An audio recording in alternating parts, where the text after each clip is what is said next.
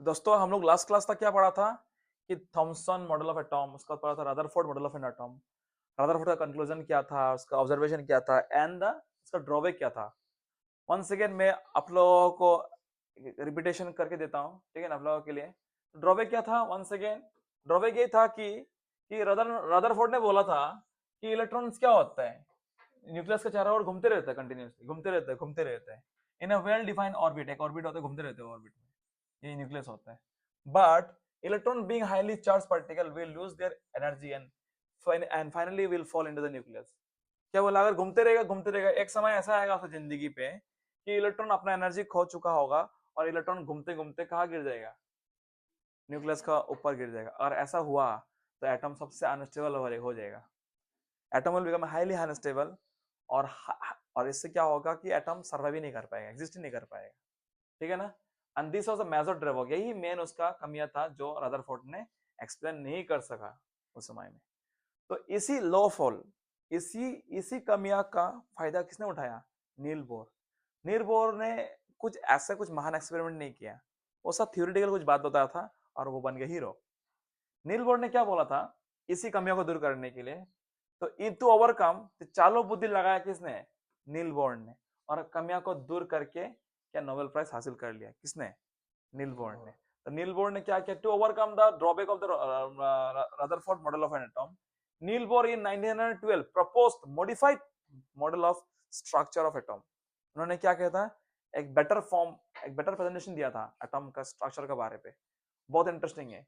So what are the assumption और propose? उन्हें just simple बात बताया था और वो बन गए हीरो।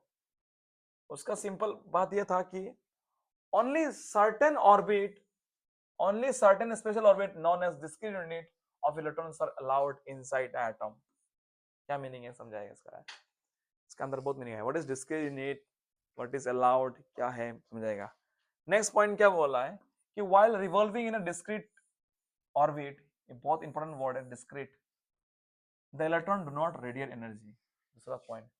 तीसरा उसका क्या assumption था कि energy is emitted or absorbed by an atom only when an electron moves from one orbit to the another। तगड़ा, एकदम बहुत ही पावरफुल लाइन, बहुत ही पावरफुल स्टेटमेंट किसने दिया था?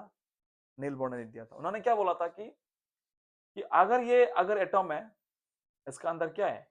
न्यूक्लियस है, न्यूक्लियस है इसका अंदर। और यह बोला है कि एक एटॉम का अंदर बहुत सारा डिफरेंट डिफरेंट क्या है, ऑर्बिट है। जिस तरह ये आपका सन है, ये आपका मार्कुरी है, मार्कुरी अपना रास्ता में घूमते रहता है, मार्कुरी है कि नहीं, बहुत दिमाग लगाया उन्होंने। मरकुरी, वेनस अपना जगह में घूमते रहते हैं, अर्थ अपना एक बाउंड्री में घूमते रहते हैं। So this is the path for the earth. ये अर्थ के ऑर्बिट पे कोई मरकुरी या सैटर्न नहीं आ जाएगा, ये अपना एक वेल डिस्टिंक्ट पाथ है।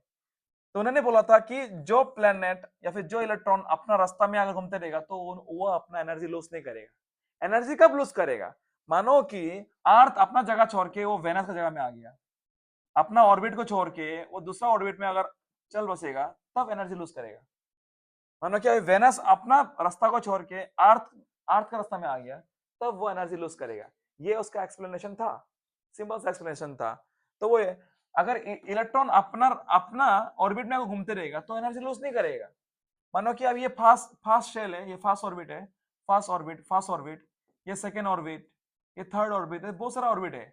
अगर थर्ड ऑर्बिट का इलेक्ट्रॉन अगर सेकेंड ऑर्बिट में जम करेगा, या फिर सेकेंड वाला इलेक्ट्रॉन अगर फास्ट ऑर्बिट में जम करेगा, तभी वो अपना इलेक्ट्रॉन लूज करेगा, अन्यथा वो अपना इलेक्ट्रॉन अपना एनर्जी लूज नहीं करेगा। वो उसने वही बोला था यहाँ पे। तो कहानी को गहराई से समझो। क्या बोला कि only certain special orbit known as discrete unit, और ये जो first shell, second shell, third shell, कोई कोई इसको शेल बोलते हैं, एच एच डबल एल, कोई कोई इसको इसी को क्या बोलते हैं, ऑर्बिट बोलते हैं, ठीक है ना। कोई इसी का नाम ही क्या है, discrete unit, discrete unit special orbit. समझ में आया ना। कोई कोई इसको फास्ट बोलता है, कोई कोई इसको के नाम देता है, के एल एम एन। शेल लोग का नाम देते रहेगा साइंटिस्ट लोग, क्या कह दिया, कोई फास्ट सेल का नाम क्या दिया, K shell, next L shell, third shell M shell, fourth shell N shell. समझ में आया। कोई के एल एम एन की जगह में फर्स्ट सेकंड थर्ड वर्ड भी यूज करते हैं उसको। It is the energy level, energy level को इंडिकेट करते हैं 1 2 3 4। क्लियर हो गया ना। तो one second, let us understand one second कि नील बोर ने क्या बोला कि only a special orbit known as discrete unit, और ये जो ऑर्बिट है ना, ये जो शेल है ना, इसका नाम क्या है, डिस्क्रीट यूनिट। इसमें क्या होता है कि electrons are allowed inside atom, और इसी डिस्क्रीट यूनिट पे, इसी डिस्क्रीट ऑर्बिट पे क्या होता है, इलेक्ट्रॉन घूमते रहते बोला है।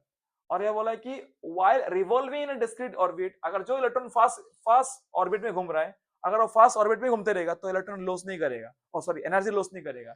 The electron do not radiate energy, तो इलेक्ट्रॉन क्या करेगा, अपना एनर्जी को नहीं छोड़ेगा, रिलीज नहीं करेगा। कब एनर्जी रिलीज करेगा, एनर्जी इमिटेड, इमिटेड मतलब रिलीज करना, एनर्जी तभी रिलीज होगा और एब्जॉर्ब होगा energy via atom only when an electron moves from one orbit to another orbit। ये बात बोला था और इसका एक्सप्लेनेशन तगड़ा था, इसका एक्सप्लेनेशन एकदम मतलब मीनिंगफुल था। तो इसीलिए क्या हो गया, उसका जो एक्सप्लेनेशन एक्सेप्ट हो चुका था, and it is a modified form of new structure. So this is what make him a legend hero at that time. I hope Niels Bohr is clear है क्या बोलना चाहता था।